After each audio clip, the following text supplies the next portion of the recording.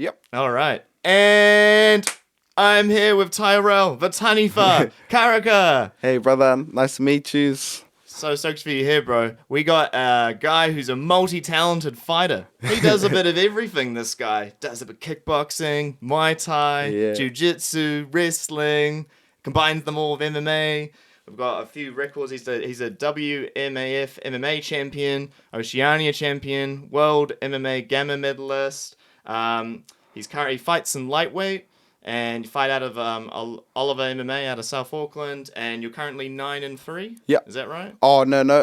My record, because Tapology doesn't really tell you everything. Nah, yeah. Tapology. I saw that, but then I saw your sports link profile, Yeah, and that yeah. said 9-3. So I was like, oh, is that? But no, I've had a few fights after that, so my record should be, I think, is 11-4. 11-4. 11-4. And that's MMA? Or is it everything? all up, Everything. yeah. MMA, kickboxing, grappling, all that stuff. Sick, bro. So, first question I want to ask you about all of those. You do so many different styles. What have you found to be the most challenging for yourself?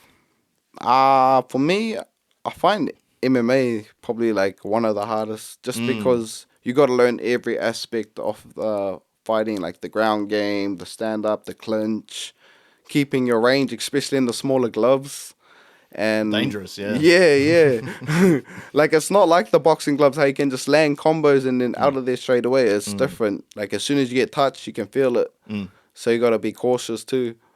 And yeah, I find MMA probably like the hardest Because one to learn. you gotta combine everything together. Yeah, A lot more yeah. to think about. Yep. Yeah. Did you because I think with some guys who I know who, I guess in New Zealand, a lot of people go from Muay Thai or kickboxing into MMA. Yeah, and they yeah. probably don't touch grappling. It's becoming more popular, Yep. but it's not very mainstream Yeah. in comparison, right? So everyone's used to striking. Yeah. So what was it like for you learning the ground game in MMA? How have you found that? To me, the ground game came to me naturally, just because Okay, I awesome. come from a rugby background, so I haven't been yes. fighting for long, like three years. I think I've been fighting for now. Oh wow. Yeah. Well, impressive record already, Yeah. bro. Awesome. And like, I think on my first year of fighting, I try to break a few records. Like, I seen that Brad Quaker had like 14 fights in 1 year or something like that, when there was like fighting kickboxing and that. So I was trying to catch up to that record, and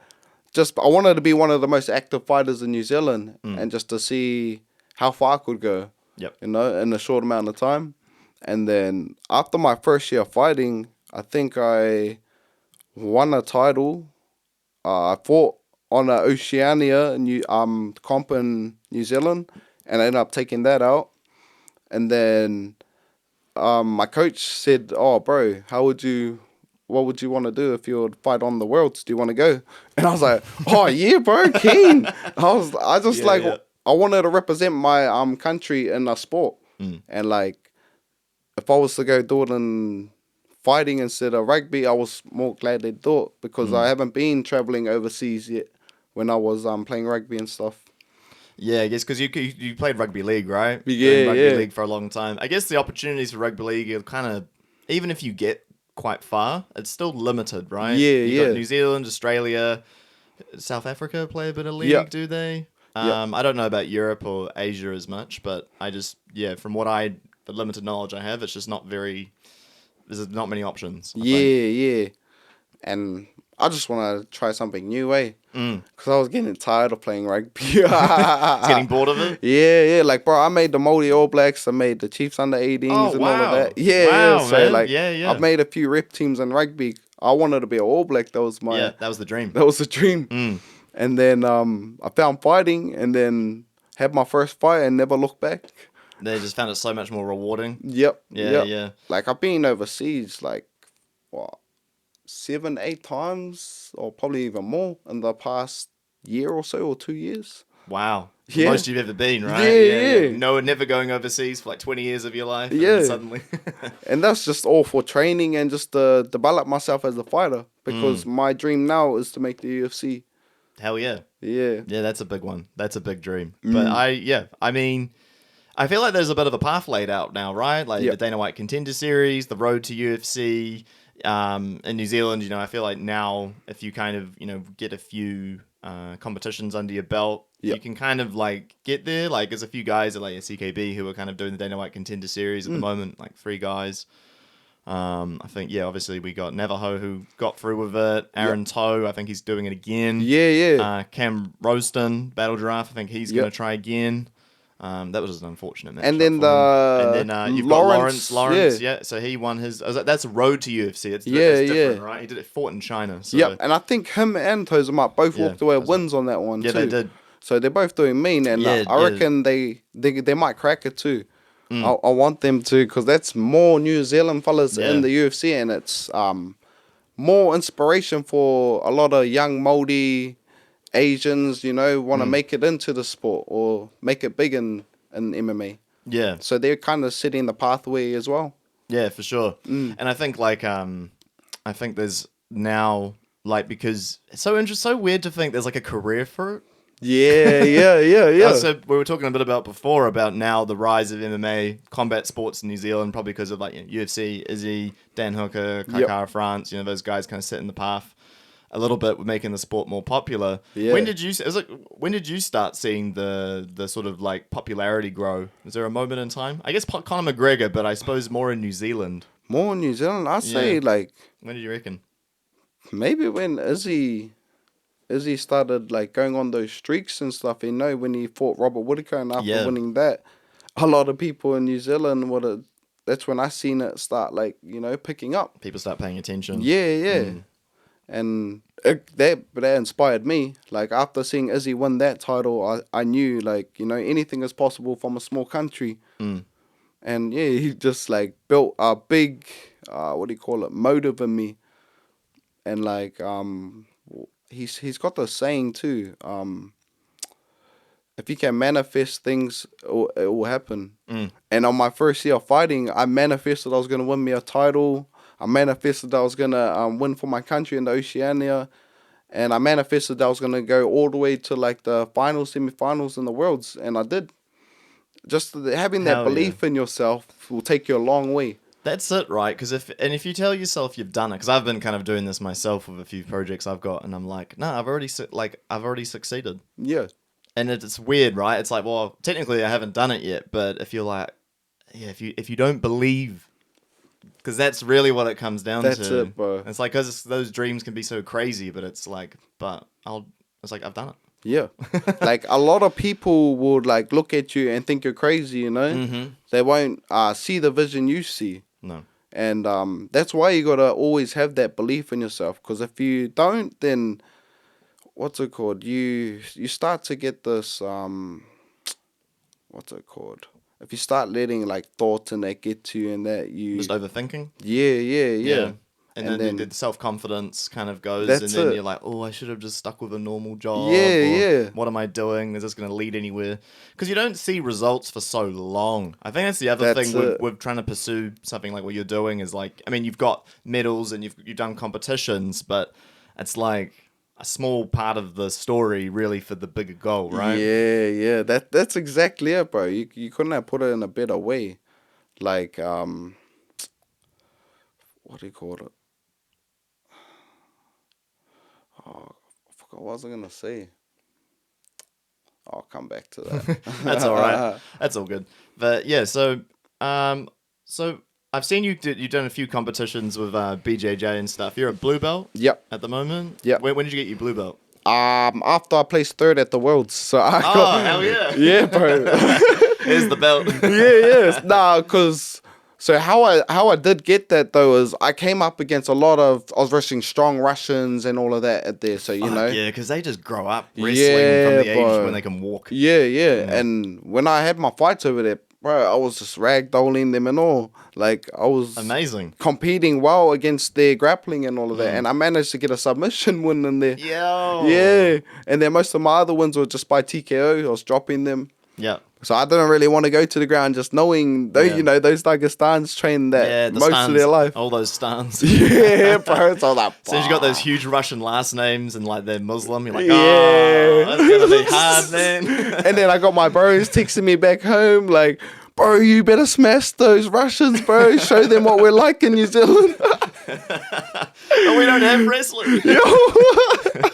Yeah, it's different. It's not the yeah. But I Well done. surprised myself, bro. I mean, when I pulled off their submission, I was like, oh shit. It's that belief. Yeah, that's it, bro. That It's that belief. belief. Like even the night before that, hey, I just sat down by my because I was staying in a nice hotel. We were staying in these fighter hotels, and Oh, it was mate. like, bro, 5-star hotel. Staying in a massive hotel with like pool upstairs and all, Nice. bars and everything. And I'm just chilling in my room the night before my fight. And I've just got my so I wear this necklace before my fight, and it's got the cross. And I Okay, always look at it and I pray for it before my fight. And I just told myself, oh no, I'll be ready for tomorrow. You got it. Yeah, I'm Yeah. gonna surprise everyone. Yeah. And then on the day it came, bro, I surprised myself. I didn't know I could do this. Bro, You're like, I where was- did I learn this? Yeah. Like, bro, when I got to the tournament, they told me, so I was expecting to have like at least 2 or 3 fights on the day.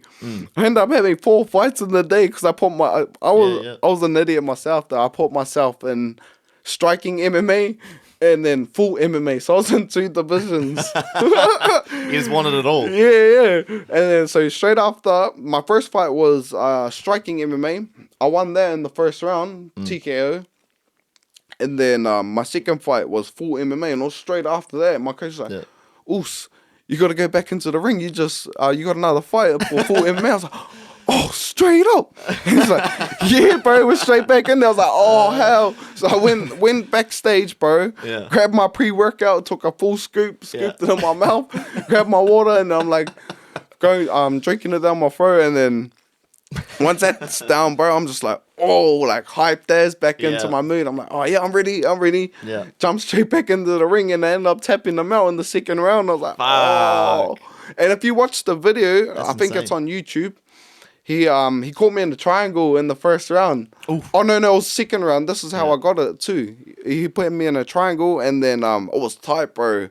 And I was just gonna pick him up and then slam him, but then the ref told me, no, put him down. So when I picked him up, I put him down gently. I was like, oh nah, hammer fist. So I gave him a hard hammer fist to the nose, bro, and it like opened his nose. Ooh. And then he fully let go of the triangle, and I Yeah. just jumped on top mount, started like grounding and pounding him. Yeah. He turned over, gave me the back, and then I just took The it. red naked choke Yeah. and game over. Yeah, nice, bro. bro. Wow, that's crazy. Yeah, getting in deep. I can only I remember like Volk saying when he had that Brian Ortega fight. This reminds me of that. And he got put in that deep guillotine, right? Bro. Sounds to me like you're put in a triangle. It's like the odds are against you. That's but it, bro. You And I found a way. couldn't, You couldn't found a way. lift him up and slam him too. I was like, what? But you found a way. Yeah, found a way. Yeah. I was surprised, like, even with the adrenaline, bro, I was surprised I put him down gently, you know, like, when the ref told me that, because in my head, too, I've got, like, I'm angry, I want to smash this fella. Yeah. So I was like, after just smashing him, too, I was like, put him down softly, oh, nah, just give him a hard hammer for surely he'll let go. And then I was not expecting to open up his nose, eh? Yeah. And all I seen, as soon as the first hammer fist landed, his whole nose started pissing out blood. I'm like, oh, yo. We got it. We got Yo, we this. got it. We all good. He's gonna let go because the natural reaction is to touch your nose and to try and protect yourself. Exactly. And then it's like, nah. Oh, Especially you in got the it. small gloves, too. Yeah, fucking crazy, man. Yeah. So how much I imagine with MMA, do you weekly do a lot of drills or orientated around ground pound stuff? Because Yep. that's pretty crazy. That's fucking tiring. It is, bro. It is. Yeah. And also getting back up, going taken down, getting ground pound, getting Yep. back up. Like, yeah, you must drill that. You probably have to do that all the time. We drill it every week, bro. Like, my coach makes us drill it day in, day out. It's got to become a habit, you know? You can't be tired, like, on the ground, because if you get tired on the ground, you got to... What if the fella stands up and you got to stand up and You then gotta you're get too back up. tired to strike? Yeah. So you got to get used to, like, being exhausted on the ground and then using your energy at the right times, not always trying to explode and use, like, brute strength and all of that. You got to rely on a lot of technical... The technical stuff too, because that's what comes in hand. We can, like, there's moments where you can rest on the ground and stuff, you know? It's just depending on, like, how the fella is on the ground. Don't panic. Yeah, Don't it's like, do none of that. how good are they? Because they have to, work their way around, like, side control. Yeah, They've got to work their yeah. way around to mount. They have to, like, work for it, Yeah. if you make them do it. And that's Yeah. why I did a lot of jiu-jitsu comps, just to get, because when I first started into the jiu-jitsu and that, I used to kind of like panic on the ground because I didn't know, like when I get put in these positions, I'm like, What am I going to do? What am I going to do? How do I get out? You get stressed. Yeah, and I'm just trying to use like brute strength just to try to get out. And then when I find out, if I get out later, I'm tired, and then they end up finishing me later on, and I'm like, oh hell. Yeah, you've already tired yourself out in the process. Eh? Yeah. Yeah, that's true. Yeah, because I suppose like I mean I've dabbled a little bit in jiu-jitsu myself and like trying to just not freak out. Yeah. Like when someone's on pressure and you just gotta try and remain calm. It's such a like funny thing because It you're is. like someone's literally gonna break your arm or choke Yeah. you out and you're like no, it's all right. That's it's okay. Yeah, exactly, bro. But it's so like it's unnatural. Yeah. I remember one of the coaches I ever spoke to. He said, "Yeah, like jiu-jitsu is an unnatural movement. Like it's a learned movement. Like it's not something that comes. I mean, some people might come to them naturally to do the sport, but it's not like a natural thing for humans to kind of do. You know, it's just ground fighting. It's very strange. It is, and it's also watching it. Like unless you know what's like below the sport, understand it. It's quite hard for like I guess just like a punter to understand. It's getting more popular now. Got CJI and stuff, and you know, I think they're just and then MMA to growing jiu-jitsu as well. And it's in the UFC now too. That I've the just UFC seen. BJJ. Yeah. They got like that karate combat style fight arena, which I think people say is much better for BJJ. Yeah, because sometimes I've seen those other competitions where they just have like a kickboxing ring. Yeah, and people just fall out the ring, and I'm like, it doesn't work. Bro, those jiu-jitsu fellas though, bro, they're serious guys, bro. Like I'd say when I went to the I competed at the ADCC comp in Thailand. Oh wow. And this episode is sponsored by me. Do you struggle with sleeping, and particularly struggle with light and sound while sleeping? I think it's time you get the sleep that you deserve. My business, Infinity Sleep, specializes in sleep well-being products to enhance your sleep quality. I've been using sleep masks and earplugs for the past 3 years to help improve my sleep, and I'm so stoked to finally have ones that have been created for my own sleeping needs. If you would like to learn more about my business, Infinity Sleep, please visit our website, www.infinitysleep.co.nz. By making a purchase, you are directly not only supporting a local Kiwi business, but also this podcast. Use the promo code ONLYSCOTT15% and receive 15% off your first order. Go to www.infinitysleep.co.nz to get the sleep that you deserve. Yeah, so I was the only New Zealander there, and bro, I just saw like a lot of good black belts. I'll tell you, when they were competing in the comp, and I seen this one black belt lose to this other guy, and bro, I seen him beating everyone else, bro. And then like after he lost, I went up to him. I was like, "Oh, bro, you're mean on the ground, bro. I love your work. Like I haven't seen anyone do the stuff he does, bro, in New Zealand or anything, or like just in person. I've seen it on videos and stuff and all of that, but I haven't seen anyone execute it in person. When I saw him do it in person, I gave him his props there and went up like, bro, mean. And then all these goes, bro, I don't want to talk right now, bro. I don't want to talk. Oh, what a serious fella, bro. Yeah.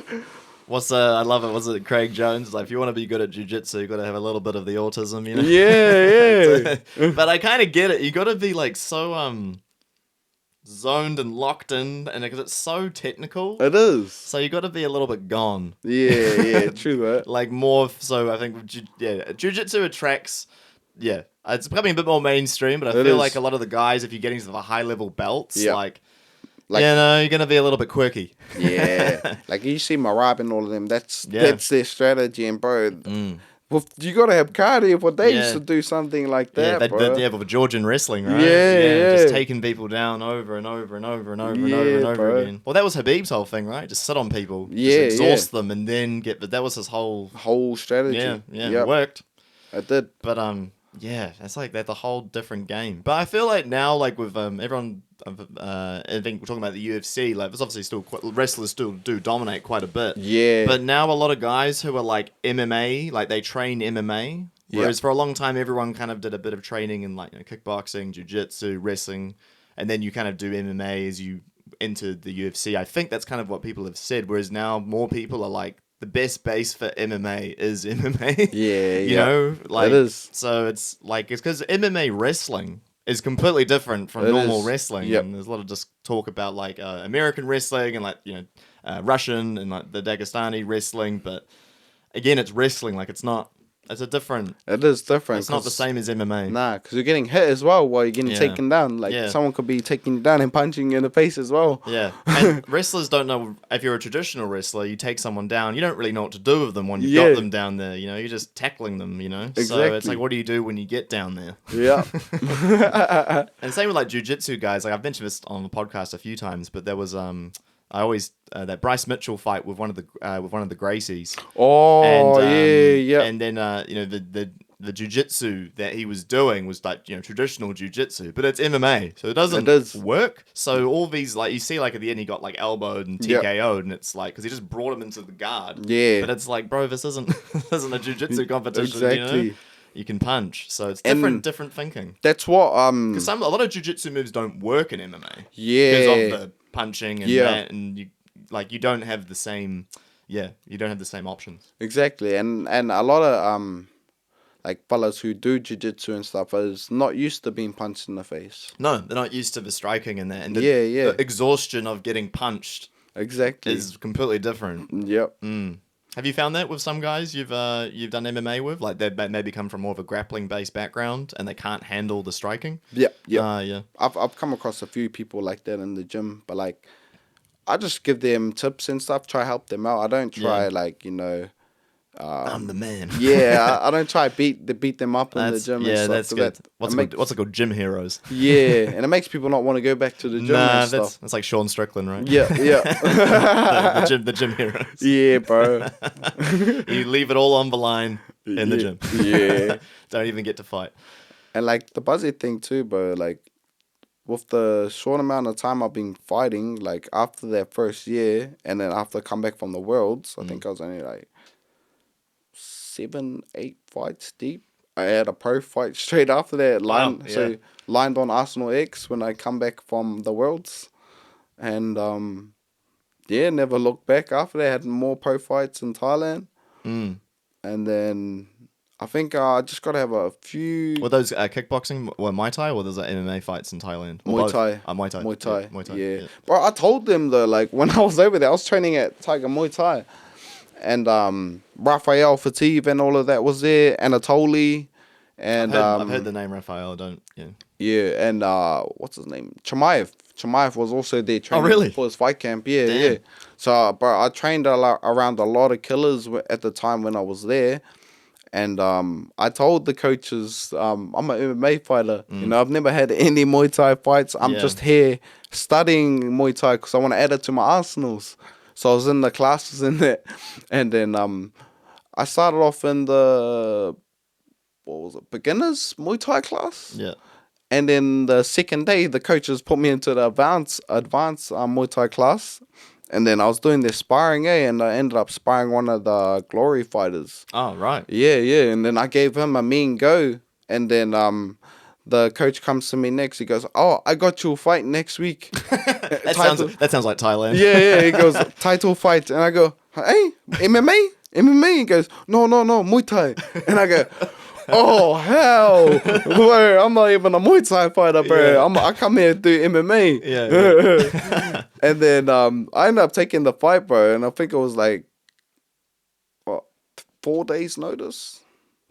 That's fucking crazy. And then in that 4 days, though, I had like 5 opponents pull out on me. Because I stayed on the Tiger Muay Thai. And then... on the Tiger Muay Thai street, it's like a massive fitness street. So you just got hotels, everything. Like most of the fighters all stay on that road, even from other gyms. Yep. And you'll see everyone just on the road because we all go out on the road to get our food, our smoothies, and all of that after trainings and that.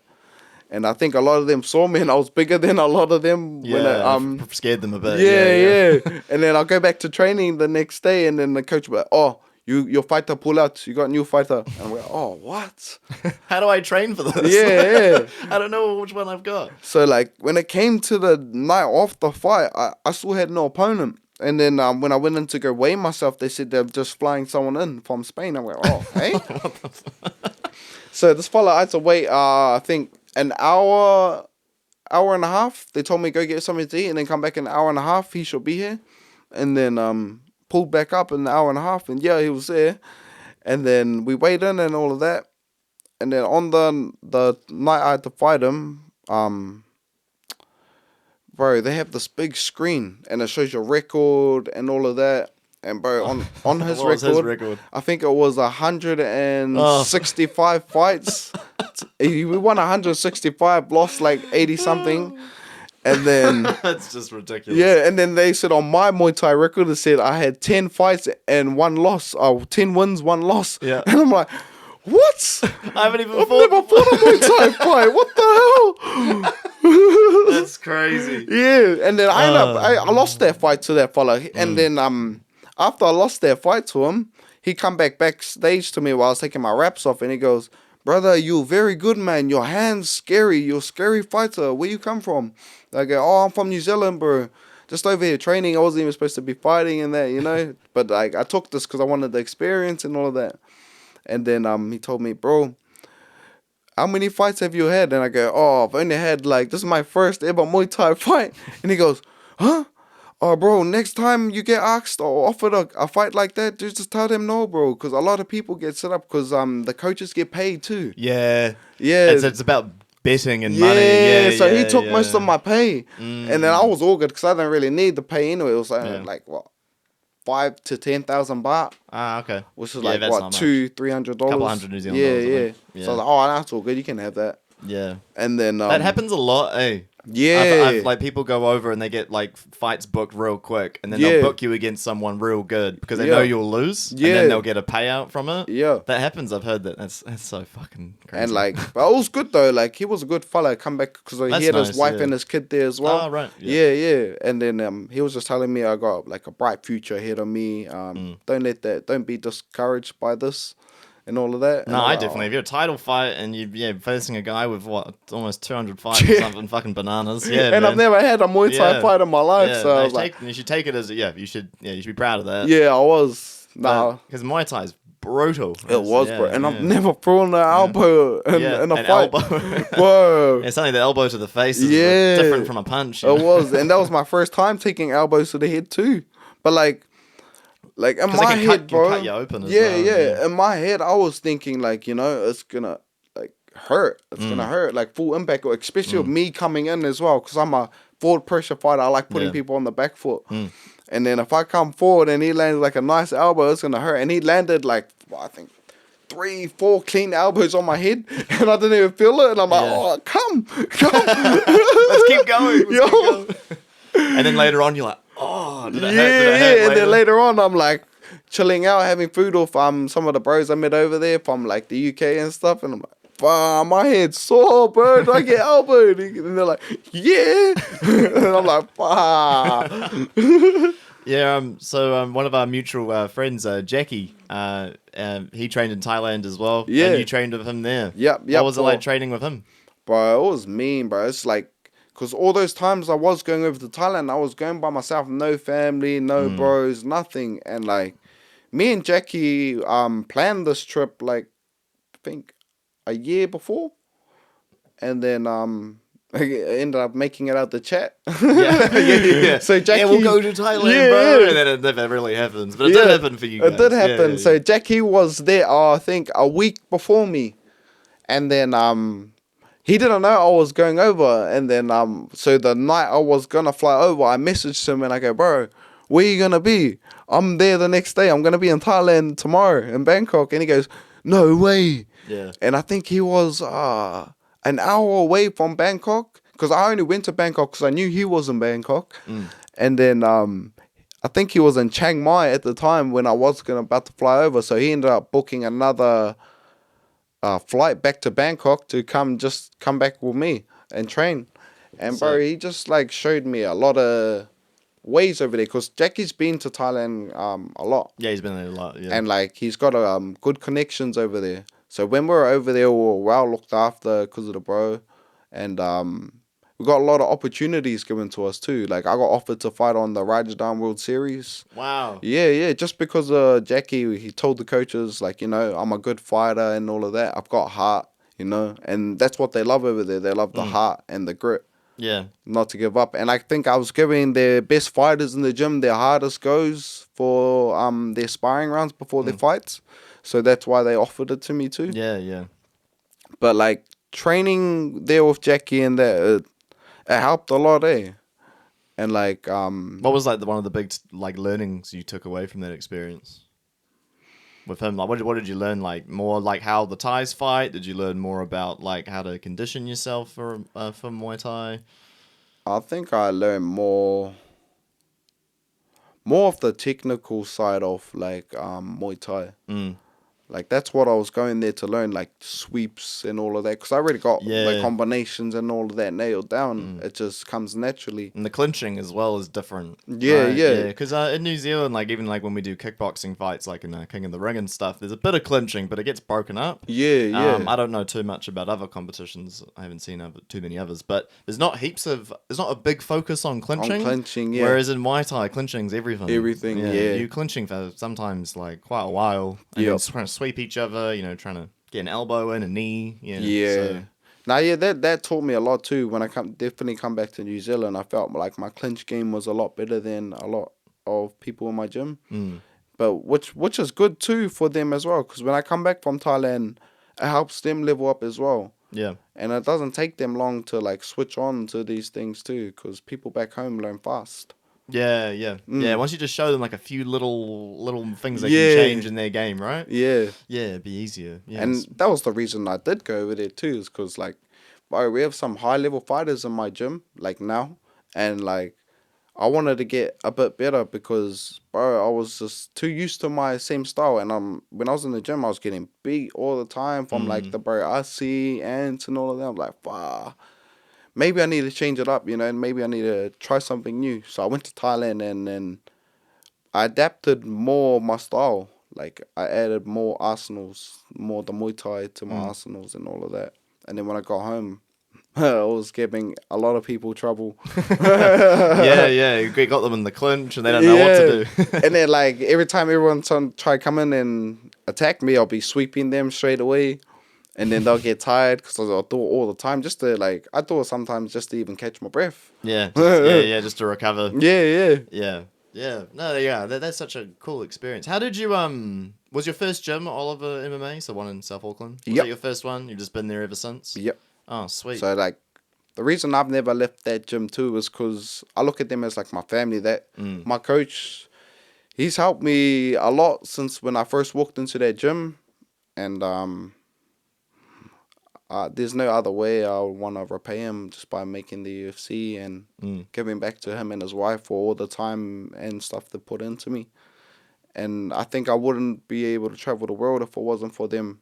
Like, they changed my whole perspective on things and opened my eyes up too.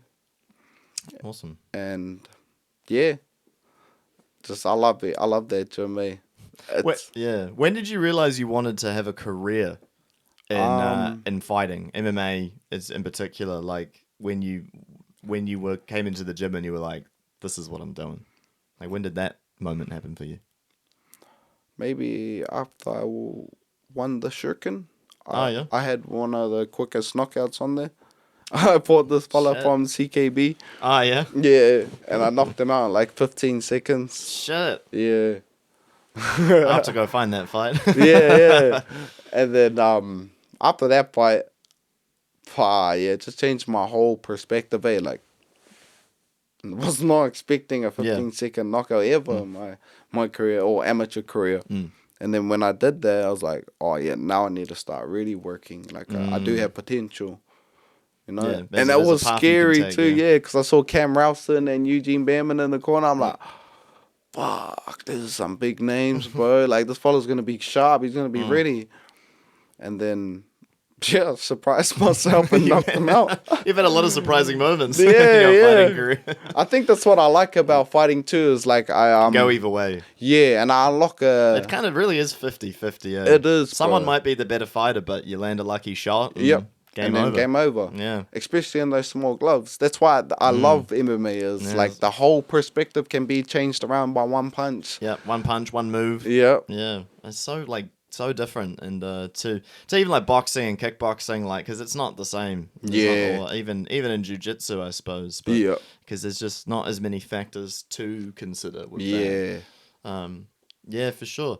I also did a bit more like research about kind of like your background and stuff, and I saw a bit. I was at the TFS podcast you did about in Manurewa where you grew up and stuff. Yeah. Yeah, sounds like you've been through quite a lot of stuff, man. So good on you for finding fighting and pursuing something like that. Yeah. Is there like, I guess like from where you grew up, did you find that when you were young, wasn't too many opportunities presented to you in terms of like I don't know, like if it was for sport or it's like you did rugby league, but I suppose like was it just a lot of bad influences around? Yeah, yep. Nah, definitely, because I grew up with both my parents were locked up in jail. So I had to live with my nana most of my life. That's And hard. yeah, that's kind of what changed my whole perspective on how I grew up too.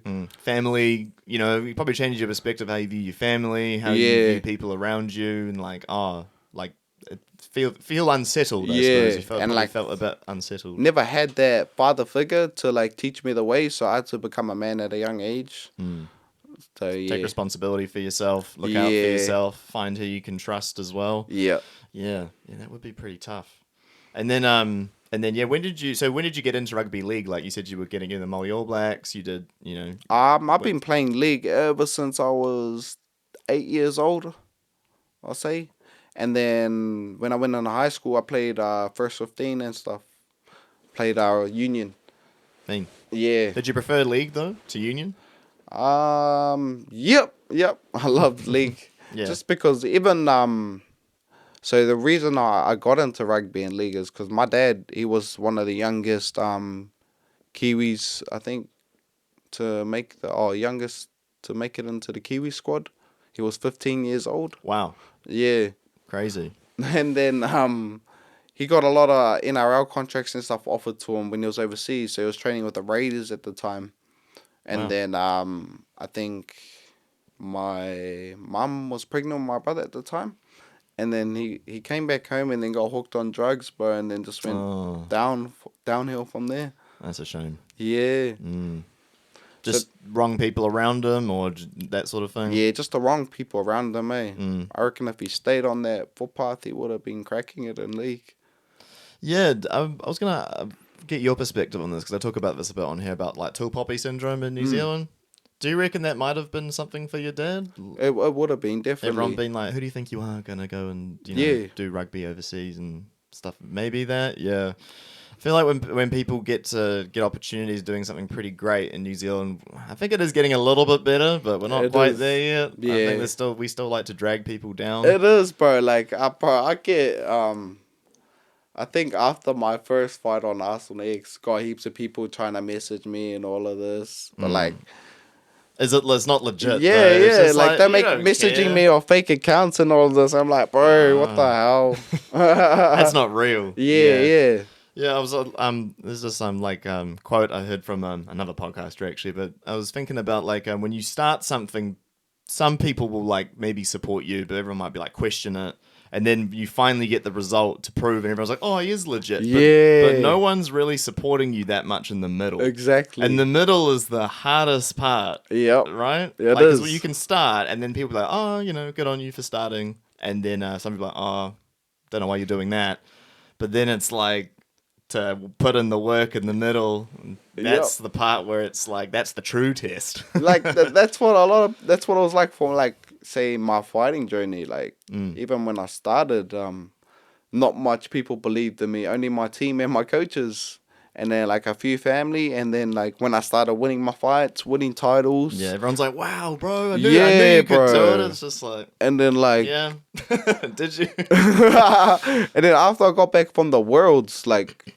I established a good name for myself in the fight game, and in a short amount of time, I started getting like young dudes messaging me like, "Hey, bro, I look up to you and all of this. You're a big inspiration why I started fighting." Oh, awesome! And then like a lot of people asking me for tips on like what to do, how to start their fight journey off. What did I do, and all that, and I buzz out like I'm not even in the UFC or anything, and a lot of young fellas are looking up to me.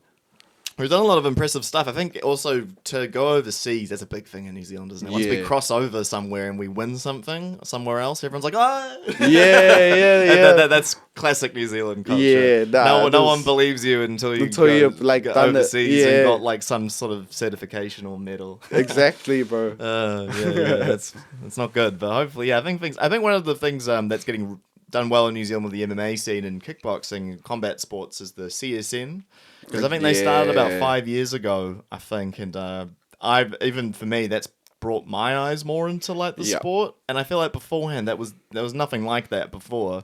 I think that's been a big help as well, Yeah. getting a lot of I think eyes on a lot of like the amateur, the local scene, and it's yeah, big. it is, It's bro. big, and I think without like now with more media attention, it's I think that's helping a lot. It's helping a lot of us fighters too. Like that's what a lot of fighters, need when they're trying to Especially start, and you go to your yeah. first competition, just to have someone be like, "Oh, hey, like, what's your name? Like, what do you Yeah, do?" And then you can learn exactly. how to talk on the microphone and establish a And personal brand and things like that. Because that's something else that's really big, I think, with a lot of guys who get into fighting and that. Depending on your background, I think for yourself, it'll be great for your future. You got some sponsors behind you, yep.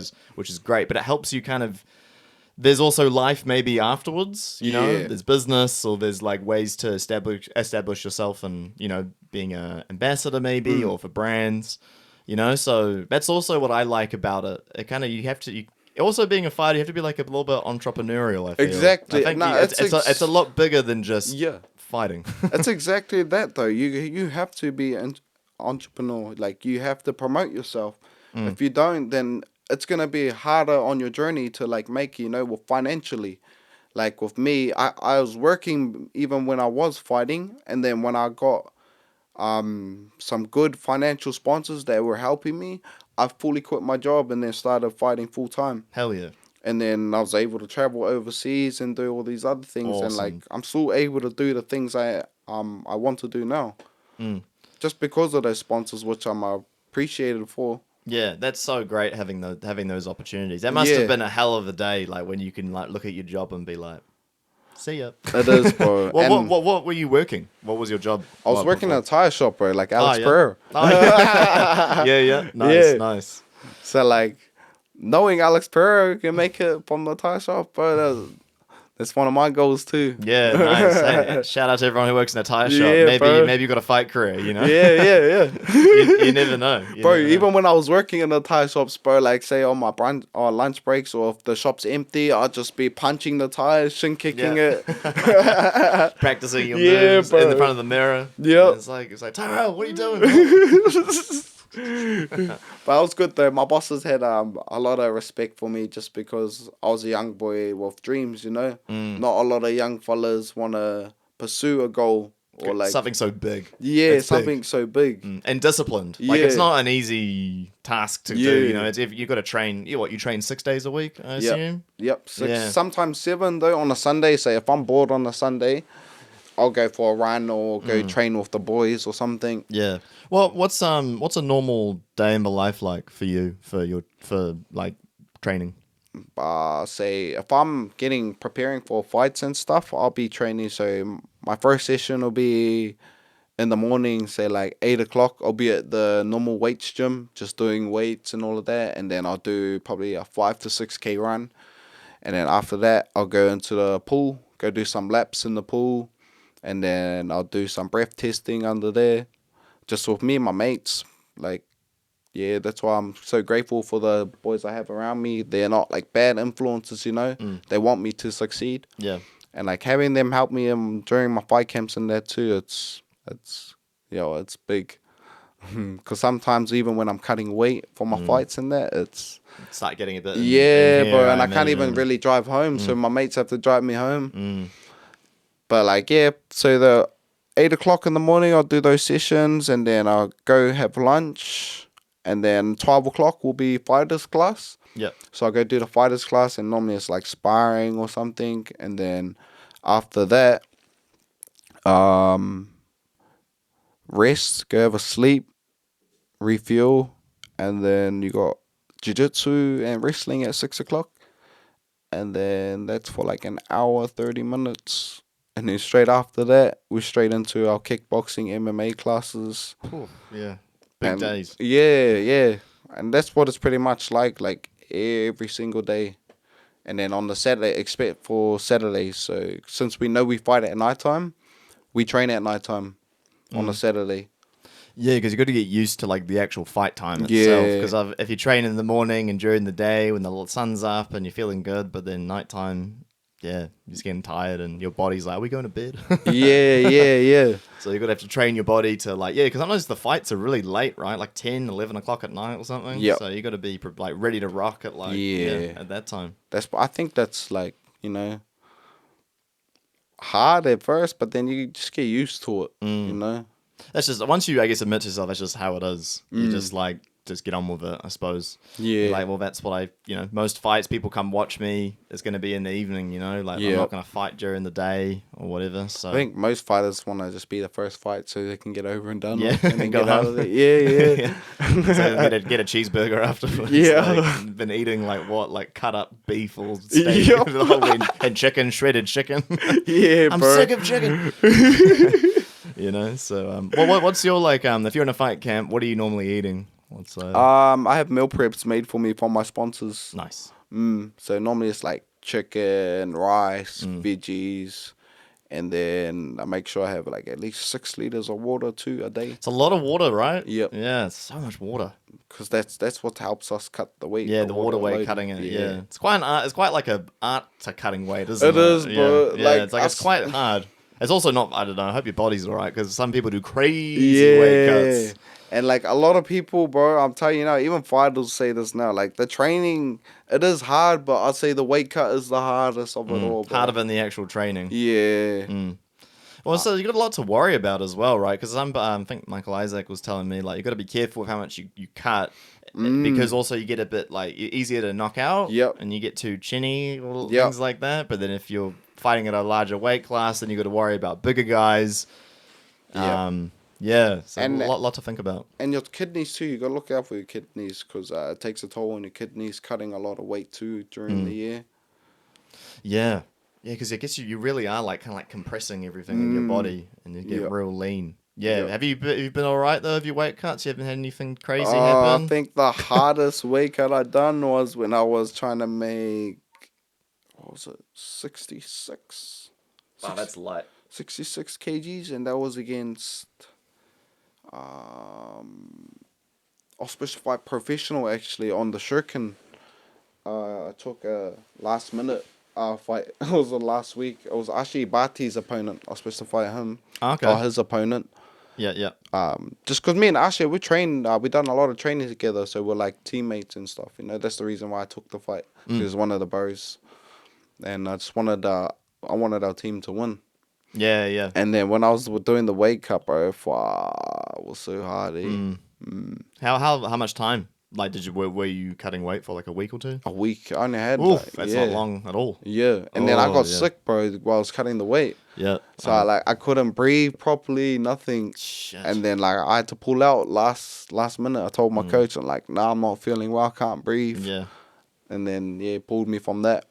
That's crazy. Yeah. Shit. Yeah, I've seen like the videos. I think the most brutal video I've seen of some weight cutting was Islam Makhachev. Yeah, bro. And he almost, I mean, like he was like dying. Yeah. And just his like Habib's there like trying to like shake him. And then there's a clip of him, Habib at the end being like, "Oh, there's been worse weight cuts." I'm like, "What's worse? Was he in a stretcher, like dead, like trying to do CPR?" Exactly, like, bro. Fucking hell, that's crazy. That is, bro. Yeah, like I found out like because he walks around like 84, 85. I think Islam so, Makhachev, and yeah. cuts to lightweight, which is in UFC is 68. Is it? No, 70. 70. That's a lot of weight. And I think featherweight 66. I can't believe Dan Hooker used to cut to that. That's insane. The Yeah, guy's like bro. the same height as like, because I've seen him at the He's around, tall, and eh? he's tall. Yeah, I'm like, bro. how the fuck do you get to that? Yeah.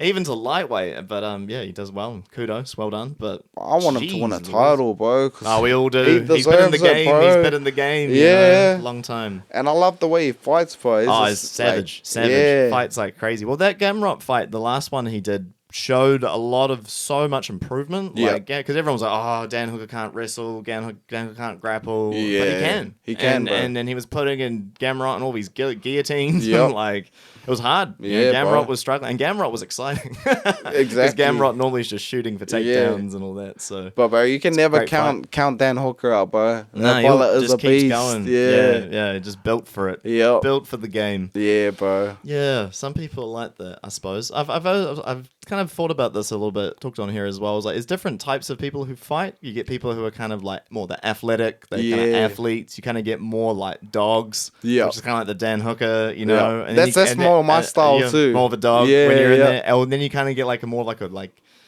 it's almost like reminds you like the like Habib and so like kind of like these like warrior types, Yeah, like yeah. they're built for battle almost, Yeah. but they're doing it like it's like an honorable thing, you know. And I'm just like, it's like he's interesting, like because like when I look at someone like Izzy, for example, he's kind of like an athlete. I'm like, oh, he's an Yeah. athlete, you know, he's professional, but he's not like a. He seems like a nice guy, and he doesn't seem that crazy. But Dan Hooker, like, yeah, Yeah. Some screws aren't tightened enough. Yeah. But you know, I think you're gonna have to have that as well. Exactly. You know? Or different thinking, I suppose. for Like, it. yeah, and I think of Dan, he's not embarrassed to show who he is, you know? And it's important, I think, I think now that MMA and combat sports getting so big, it's like people forget that it's a dangerous sport. It is. And different people fight for different reasons. Yeah, They come yeah. from different backgrounds. Yep. And some people, you know, really need it. Yeah, You exactly. know? There's nothing for else that they could really, you know, there's no other option for them. Yeah, really, yeah. In some ways. So Yep. I think it's good. You know, every time I hear about, even like hearing from your background and stuff, I'm like, oh, it's even like I had Alejandro on here talking about what he went through, and I'm like, man, shout out to your mum, like getting you into bro. fighting on the right path, because it could have easily Exactly. gone another way, you Yep. know. And people, oh, it's so crazy, it's so rough. Why do you do that? And it's like, well, might have been a different story if you didn't find it, you know. So, And you can kind of tell too, like you see with Alejandro, Dan Hooker, all of those fellas, like the way they fight and like you know how they're so in there, you know, aggressive. It's because probably of like you know what they've been through in their Yeah. back. No one knows what no they've one been knows, through. yeah. You don't know what happening Yeah. here and all the memories and what Yeah. you're fighting for. Yeah, everyone fights for different things. Exactly, and like, I'll tell you now too. A lot of fighters, you find out the nicest fellas, bro. Like, Oh, they are. they're the nicest guys out, and then it's normally the fellas who open their mouth heaps is the fellas who's like you know not about it and trying to be the tough fella. Yeah. It's also a game, though, I think, when you get to like the UFC level, because now it's about business, right? Because Yep. before it's like you're on the path, you're trying to establish yourself, you're fighting a lot. But then once you're in the UFC, now it's like selling pay-per-views. Yeah, So that's yeah. kind of like a different aspect, right? Yep. So now you got to think about how do I get eyes on me, but also it's American, so most people who watch it are American, Yep. and they love that entertainment drama and stuff. Yeah. Whereas New Zealand, we're not really into that, so you Nah. kind of have to get out of your comfort zone a bit. I think with some, but that's you got to sell the fights. You know? You Yeah, gotta sell the it's fights. good though, because like it teaches a lot of us young fighters. You know, that's what we got to do when we're in You got to business sell or it. at that level. You got to the sell fight. yourself. Yeah, you got to sell the fight. And a lot of it, I think some of it gets taken too far. Like obviously Conor McGregor and Habib, the famous fight. You know, that just went a bit too far. Yeah, you know? yeah. But then you get, you know, some fun back and forth. Some guys are really good at it. Yeah. My favorite is DDP. I mean, that guy's an absolute savage. Yeah, You know? bro. But that stuff, it stands out, you know. It does, You know? yeah. But then you get guys who are just super amazing to watch, and maybe they're not as good on the microphone. Like Yeah. Jack Della Maddalena, that was awesome fight with Bilal, but he's not. He's a quiet guy. Yeah, You know, but he fights like a dog. Like He does, he's bro. savage. You know, The way, the like, boxing is out too the slick, gate. bro. It's just Yeah. clean. It is, bro. So I'm like, wow. But he's not like one who's, you know, on the. But it's also, I don't think you want to. I think people probably looked at Conor McGregor and was like, oh, we all got to do that. You know, we all got to Yeah. talk big and go crazy. But like, you can tell when it's disingenuine, you know. yeah, I think Conor done that though. That's just who he is, you know. Well, I think so. As an entertainer. From like a working class Irish background, you know, Yeah. they're a bit crazy. You know, it's how they talk. So Yeah, and then coming into like a bunch of Americans, and I'm gonna knock you out in 10 seconds, and then do it. and then do it, and then like to do Yeah. it to like the Jose best Aldo, fighters. Yeah, that was crazy. That's insane, eh? Yeah, bro. Ah, yeah, watching that shit. It's just like, wow, he really managed to do it. But I think that's also the other part is a mental game and like fear. I guess I'll ask you about this. Like, how do you deal? You've been fighting for a while, so I imagine you've probably gotten over this hurdle of Yeah. like the fear of fighting. Yeah. When did you was it just time that helped you? But were you a bit scared in the beginning, like your first Yeah. fight or something? My first fight, I was nervous as well. I still do get nervous like before a fight, but I'm not scared.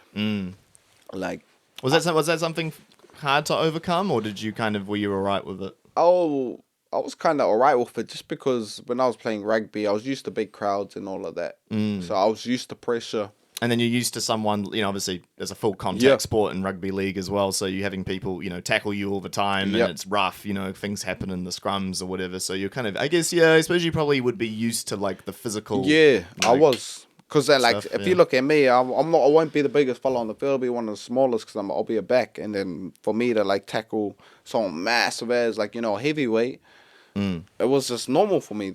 I wasn't scared to do that. And then say, when I walked into fighting and I fought someone at my weight, I was like, oh, nah, this is nothing new This to is me. all right. Yeah. Not like some huge like Polynesian fella like, like 110 kgs running at you or something. Yeah. And then I think Yeah. over time, after a few fights, I think after 2-3 fights, I just told myself, I need to learn to control my adrenaline now. And then Yep, I've heard Michael say that as well. He said that like you can't. It's really hard to handle the It adrenaline is. on fight day when you're in there. you got to learn to control it because when you do, bro, the world's your oyster, bro. Yeah, Like, you see things much more clearer, right? a lot more clearer. And it keeps me calm when I'm like that. Yeah. When I'm not overworking myself, because when I was first started, I was just in there swinging, Yeah, throwing going everything, crazy. going crazy, and then And then you realize you got 2 more rounds left or something. yeah, bro. And then Yeah. by the third round, I hated that feeling of feeling gassed and Fatigued, tired. Yeah. So I told myself, nah, I need to learn to control the adrenaline. So in my next fight, that was my main factor. I didn't care about winning or knocking the dude out. I just wanted to learn to control my adrenaline to see what I'm like in the final rounds. And then when I did that, bro, I was way better. Like, I looked tidier, I looked cleaner. And I still got a few finishes fighting like that, even in the Worlds. Awesome. Yeah. And then So much mental, isn't it? it is, bro. So much mental. I think majority of it is all just mental game, mate. Yeah. It is. Especially on that level. But also, it's just like so crazy because you're just trapped in a cage with someone. Yeah. Like, it's literally like gladiator shit. You're Yeah, trapped bro. in there. You can't get out. Yeah, no one's saving you. Like, the gate's shut. Yeah. It's like you and me and the ref will come in when I'm almost dead. Yeah. That's why every time before I fight, bro, and I tell myself this every single time is kill or be killed. Well, that's right. That's it, right? Yeah. That's it. It can be, but it's like such a pure primal sport, and in that way, and you learn a lot about yourself doing it. Yep. With it, eh? Yeah. I It's guess always you going to learn. be love at the end of the day after the fight. Well, but, yeah, like, because you showed who you are, they Yeah. showed who they were, and you're Exactly. like, we're all here for the same thing, and really. it takes a lot of heart to step into the ring or cage in front of a lot of people, you know? Yeah, well, it can be tragic, it could be humiliating, Yeah. it could be amazing, it could be so many emotions. Yeah. to go through, you know. Like, So- and I do see a lot of people, like, even say if I'm just sitting at fights, watching fights, like, people in the crowd, bro, that fella, like, even when he got hiding, you know, like, he's so shit, why is he even fighting? Bro, like, they shouldn't be judging him on what he's doing. Like, he's already winning. He's in that ring. He's in there. Yeah.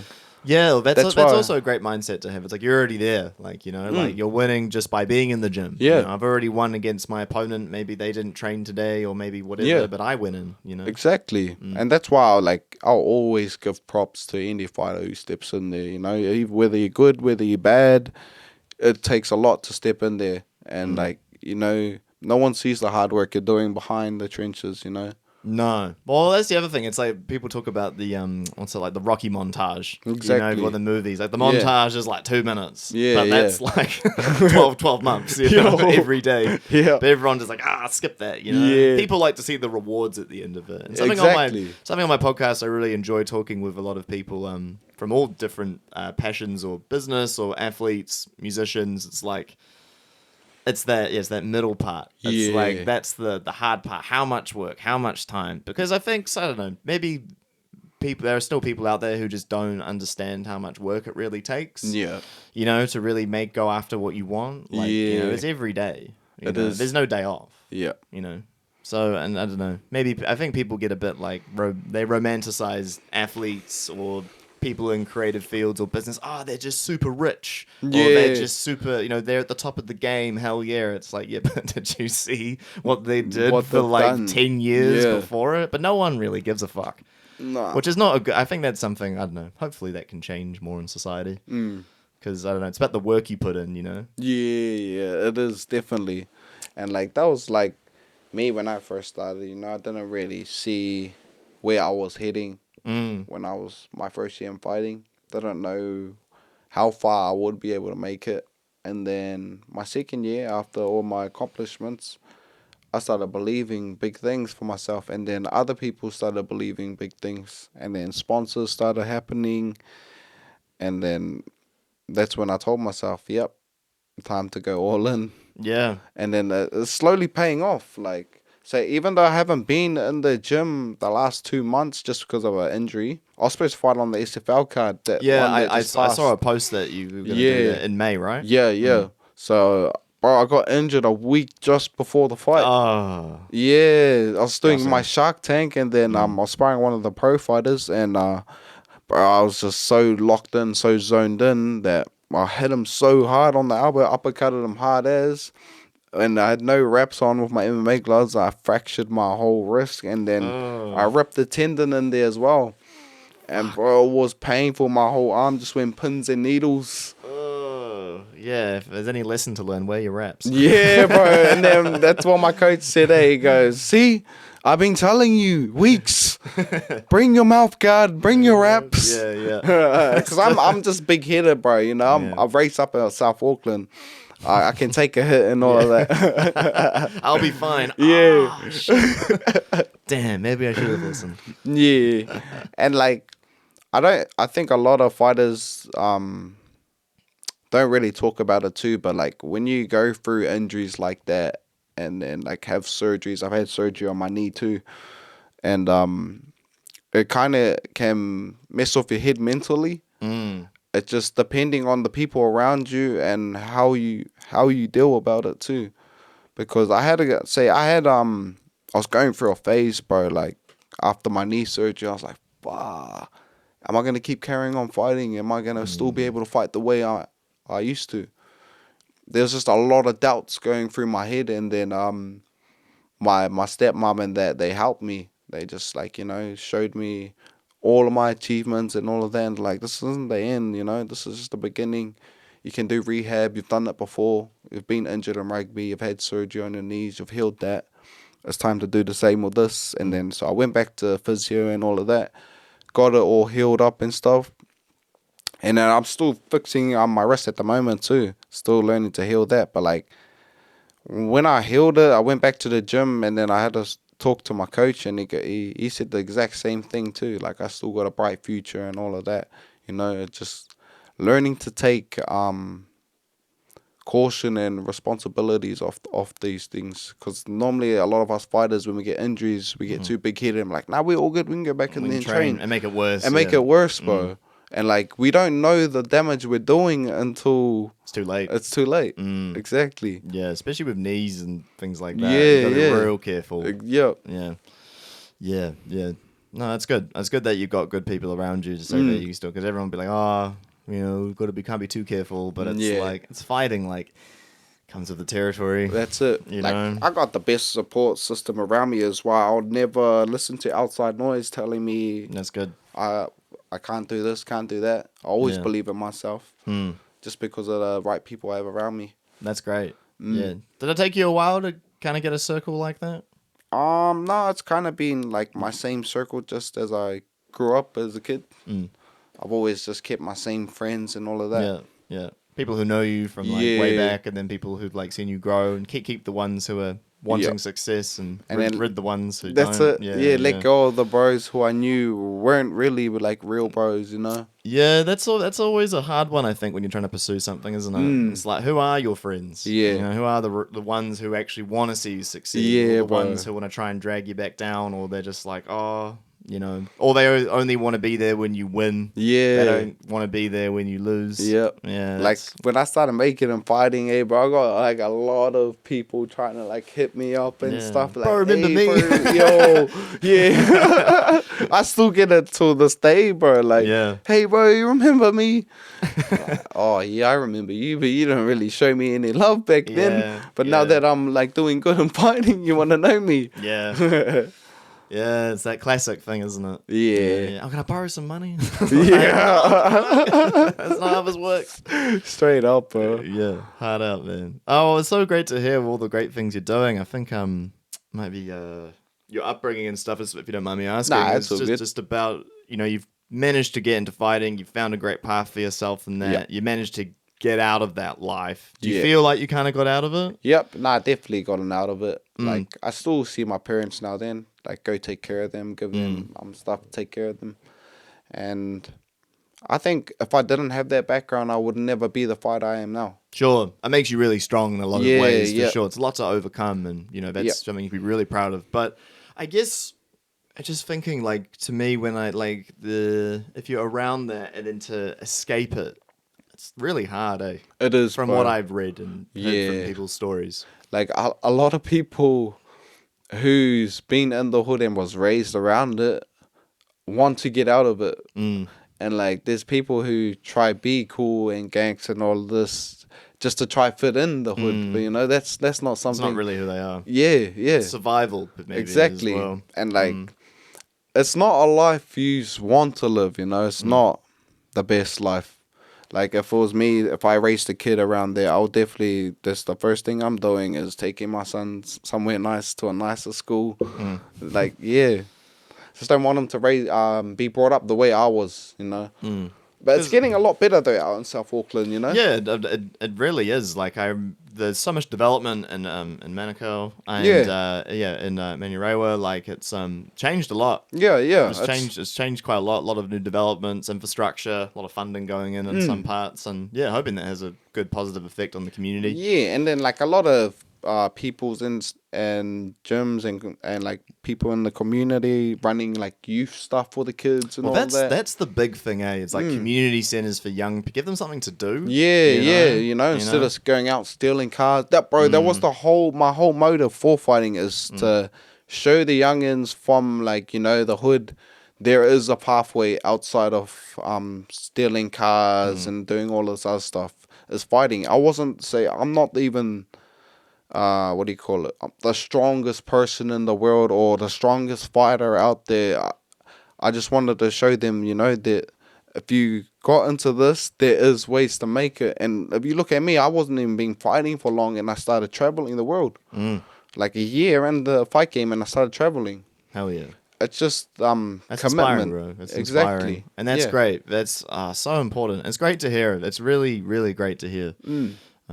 Yeah. No, well done, man. Well done. Sure, brother. I'll do some quickfire questions, eh? Yep. And then we'll maybe wrap up. All right. If you had to choose, I'm gonna steal this from the UFC. If you had to choose, like create your ultimate fighter, and you had to take someone's grappling, you had to take someone's striking, wrestling, and let's just say mic skills. So 4 different categories. I'd have Khabib's wrestling, Yep. Oliveira's jiu-jitsu, Yep.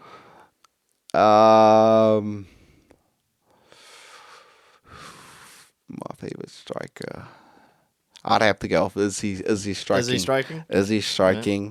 And then what was the other one? On the mic, like how people talk on the mic. Conor McGregor. Of course. Yeah. Favorite cheat meal?